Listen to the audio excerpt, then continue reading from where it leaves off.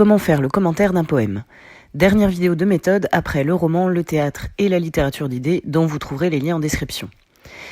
Voici le schéma général, comme dans chaque vidéo, des catégories qui peuvent nous aider pour trouver des pistes d'analyse. On observe d'abord la forme générale choisie par le poète et on se demande s'il s'agit d'une forme classique ou moderne. La date d'écriture nous donne un indice, si c'est avant ou après le 19e siècle. Jusqu'au 19e siècle, les poèmes sont traditionnellement en vers réguliers, avec une alternance fixe de type de vers, un schéma de rimes régulier, des césures marquées, etc. Donc on peut se demander quels sont les choix de vers, alexandrins, décasyllabes, octosyllabes, les choix de strophes, quatrain, quintile, tercet, sisin, et les choix de rimes, suivis, embrassés, croisés. Parfois il peut s'agir d'une forme fixe, comme le sonnet, la ballade, le rondeau. Quelle que soit la forme, il s'agit toujours de mettre en lien les choix métriques et formels et le contenu du poème. Aucune remarque formelle n'a de sens de manière absolue. Le commentaire sur la forme ne doit pas être gratuit. Dire « il y a des rimes suivies » n'a pas d'intérêt en soi. Il faut se demander pourquoi le poème a fait le choix, mettons, de la rime suivie. Qu'est-ce que la régularité de la rime suivie apporte comme effet ? À partir du 19e siècle, les formes poétiques s'assouplissent, voire éclatent. Les vers libres apparaissent, la césure est moins marquée, des enjambements surprenants déstructurent le rythme, la forme du sonnet est modernisée, on expérimente des jeux sur la graphie et la mise en page, par exemple avec le calligramme. Bref, toutes les formes classiques sont renouvelées. Et même, c'est au 19e siècle qu'apparaît le poème en prose, sans vers et sans rime. Et pourtant, cela reste de la poésie. Donc si l'on est face à un poème moderne, on va commenter la manière dont les règles classiques sont détournées ou renouvelées, et on va s'intéresser à la rythmique, la musicalité, les jeux de sonorité, parce que, quelle que soit la forme choisie, on n'oublie jamais que la poésie, plus que les autres genres, reste un genre de la forme qui matérialise le sens. Deuxièmement, on s'intéresse au contenu du poème, son sujet, parfois indiqué dans le titre, que l'on n'oublie pas de commenter. On se demande quel est le thème choisi. La poésie moderne, à partir du 19e siècle, s'intéresse à des sujets traditionnellement exclus du genre noble de la poésie, par exemple les objets du quotidien, des personnages marginalisés, des scènes de genre. Il peut s'agir aussi d'un topos poétique, blason, éloge d'une femme aimée, récit de première rencontre, déploration du deuil ou du temps qui passe. Si on est face à un topos, on peut se demander si le topos est traité de manière traditionnelle ou au contraire s'il est modernisé de manière surprenante ou ludique. Ensuite, on peut céder des types de discours ou des fonctions du langage, descriptif, narratif, argumentatif, expressif, etc. S'il s'agit d'une description, d'une personne, d'un paysage, d'un objet, on observe le contenu et la progression de la description, ainsi que son enjeu affectif. Y a-t-il un éloge ou un blâme, par exemple ? S'il s'agit d'une narration, d'une petite histoire, d'une série d'actions, du récit d'un souvenir, on se demande qui sont les personnages, comment les actions progressent, comment la forme dramatise le contenu, etc. Il peut s'agir aussi d'un poème expressif. C'est même souvent le cas dans la poésie lyrique où le poète exprime des émotions, des sentiments. On peut identifier ces émotions, examiner l'implication affective du poète, du lecteur ou d'un interlocuteur, avec les pronoms personnels, les apostrophes, etc. Il peut aussi s'agir d'un poème engagé, proche alors de l'argumentation, et qui sert à défendre une cause ou à dénoncer quelque chose. Une fois qu'on a mis en lien la forme du poème et son sujet, on se demande quels sont les effets recherchés par le poète, visibles grâce aux tonalités. Y a-t-il une tonalité lyrique avec une expression d'émotion ? Est-ce un poème d'amour, de spiritualité, de glorification ? Y a-t-il un éloge ? Comment le poète s'implique-t-il dans son poème ? Est-ce qu'il s'adresse à quelqu'un ? S'agit-il d'un poème élégiaque qui exprime des émotions douloureuses, le deuil, la nostalgie, le regret, la perte d'un amour, la mélancolie ? Est-ce un poème tragique, mettant en scène la fatalité de la mort ou un désespoir profond ? S'agit-il d'une critique moqueuse, utilisant la satire, l'ironie ou la parodie ? Ou d'une critique agressive, utilisant la tonalité polémique ? Le poème baigne-t-il dans une atmosphère surnaturelle, avec des éléments fantastiques inquiétants, ou des éléments oniriques qui rappellent le rêve ? Ou bien encore une scène magique, merveilleuse, mythologique, qui peut aller jusqu'au mysticisme et au sentiment religieux ? À ce stade, on a globalement défriché le sujet du poème et les effets recherchés par l'auteur.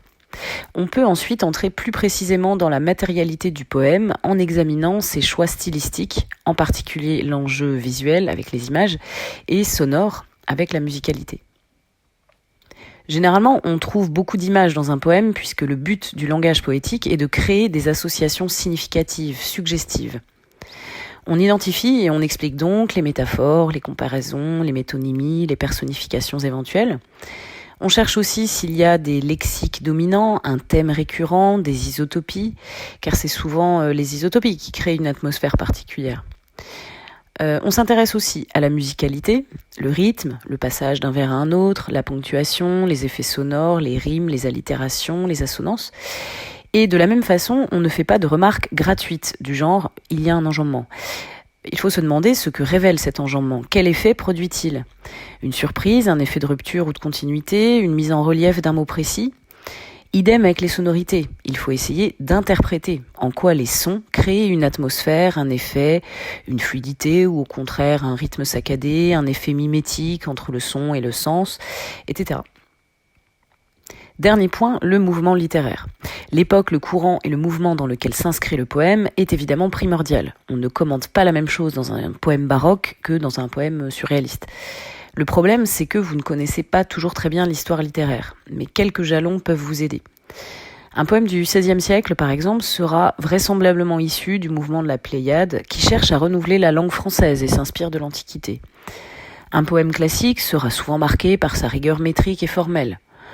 Au XIXe siècle, on peut observer des courants plus rigoureux d'un point de vue formel, comme le mouvement du Parnasse, des poèmes exaltés et passionnés, comme dans le romantisme, ou des poèmes beaucoup plus libres et avant-gardistes, par exemple chez les symbolistes.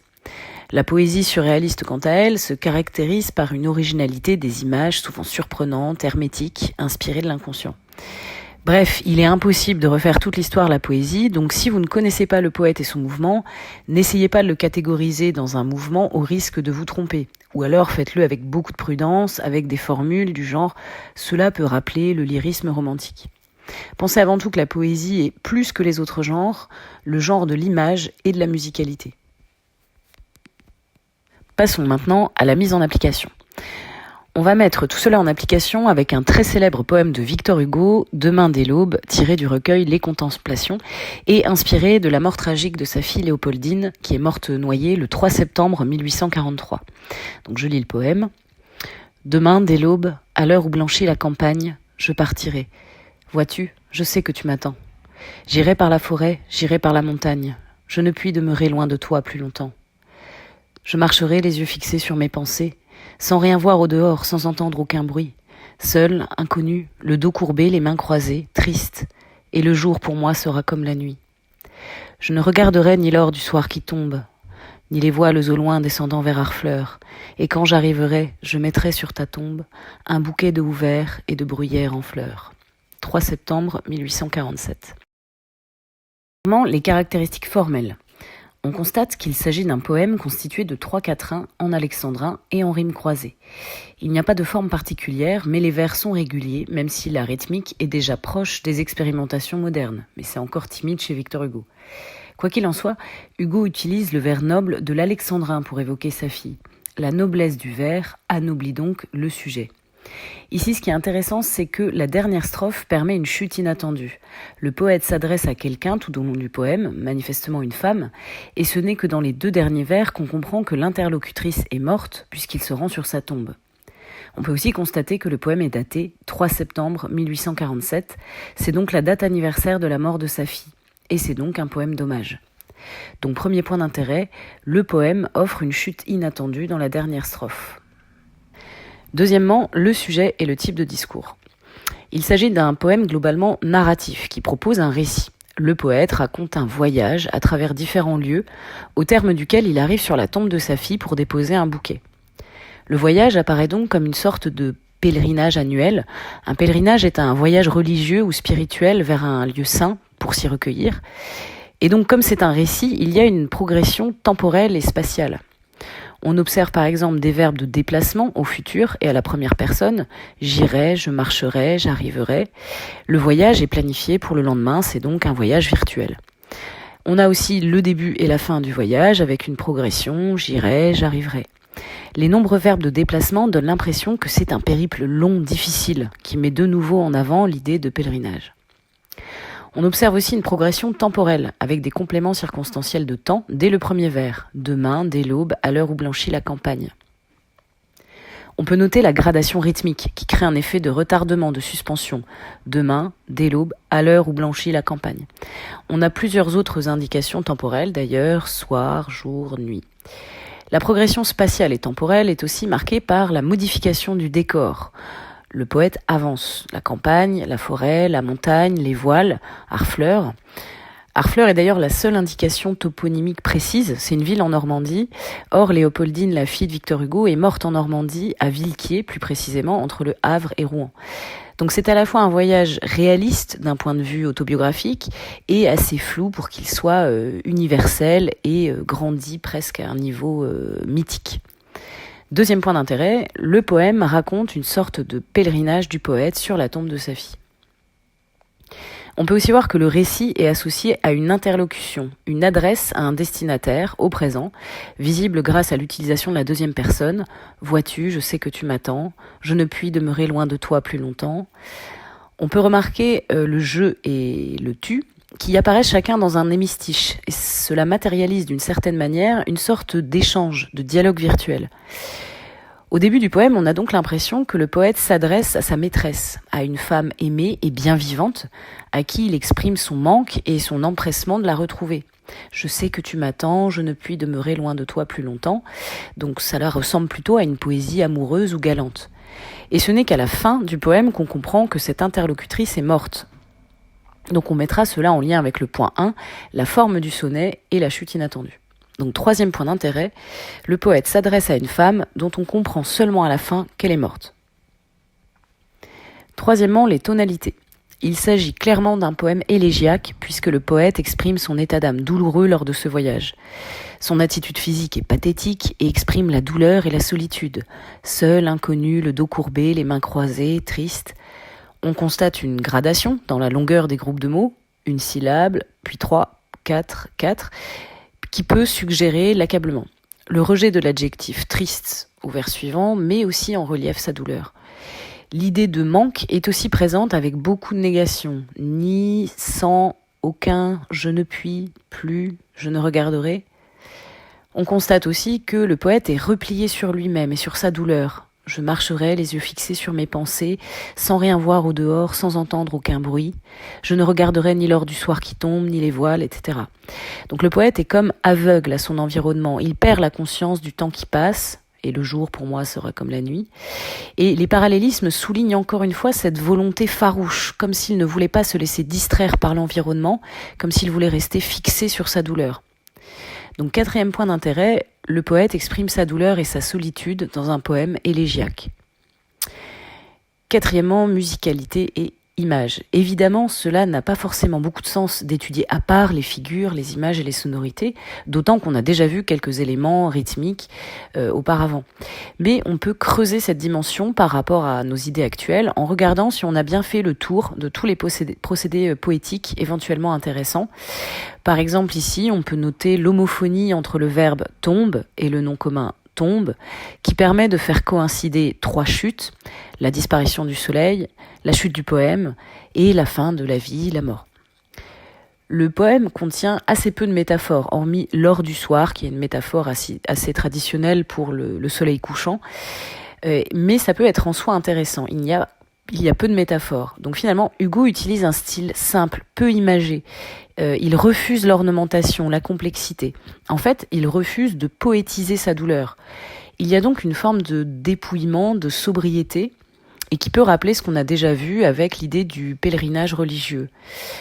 Et en effet, si on devait creuser l'image métaphorique que donne le poète de lui-même, ce serait une image religieuse, celle du martyr ou du pénitent, avec les mains croisées qui peuvent rappeler la prière, le dos courbé qui peut matérialiser l'accablement du pénitent. Le refus de voir le paysage peut aussi ressembler à un recueillement mystique. Le bouquet en fleurs peut symboliser une sorte d'offrande. Donc sa fille devient en quelque sorte un objet de culte religieux, une sainte qu'il s'agit d'honorer. En lien avec cette interprétation religieuse, on peut aussi constater des effets de sonorité avec des assonances en « et » assez nombreuses et rythmiquement très régulières. Je marcherai les yeux fixés sur mes pensées, le dos courbé, les mains croisées. Donc cette assonance en « et » suggère une régularité presque mécanique. Le poète est hors de lui-même, hors de du monde, dans une sorte de transe de contemplation mystique et de flagellation religieuse. Donc 5e point d'intérêt, le poète se représente comme un pénitent ou un martyr rendant un culte à une sainte. Enfin, le mouvement littéraire peut nous donner des indications. Hugo est le chef de file du romantisme en France, caractérisé par l'exaltation lyrique des émotions qui peut aller jusqu'au mysticisme. L'interprétation mythique et religieuse correspond donc bien à l'art romantique puisque le poète se représente comme un martyr portant la faute. Ensuite, il va s'agir de faire un plan en reprenant nos idées. On essaye de les rassembler par objectif commun, sachant que plusieurs organisations sont possibles. On peut commencer par l'effet de surprise offert par la chute inattendue, ce qui donnerait par exemple, première grande partie, le poème propose une chute surprenante. Première sous-partie, le poète donne l'impression de s'adresser à sa maîtresse bien vivante. Deuxième sous-partie, mais on comprend à la fin qu'il s'adresse à sa fille morte, à qui il va rendre hommage. Deuxième grande partie, le poème raconte un voyage qui ressemble à un pèlerinage. Première sous-partie, la progression temporelle. Deuxième sous-partie, la progression spatiale. On peut, si on veut, mettre dans cette partie l'attitude de pénitent ou de martyr pour aller avec l'idée de pèlerinage, ou alors on la met dans la troisième partie. Troisième partie, c'est un poème élégiaque qui exprime la douleur du poète. Première sous-partie, le poète exprime sa souffrance et sa solitude. Deuxième sous-partie, il s'auto-représente comme un pénitent qui va se recueillir sur la tombe de sa fille érigée au rang de sainte. Dernier point, la problématique. Ici, le point d'intérêt est l'expression élégiaque de la douleur d'un père, mise en scène à travers une chute surprenante. Donc cela pourrait donner une question comme « En quoi ce poème romantique à la chute surprenante permet au poète d'exprimer la douleur du deuil de sa fille ?» Voilà, je vous dis bon courage pour le bac.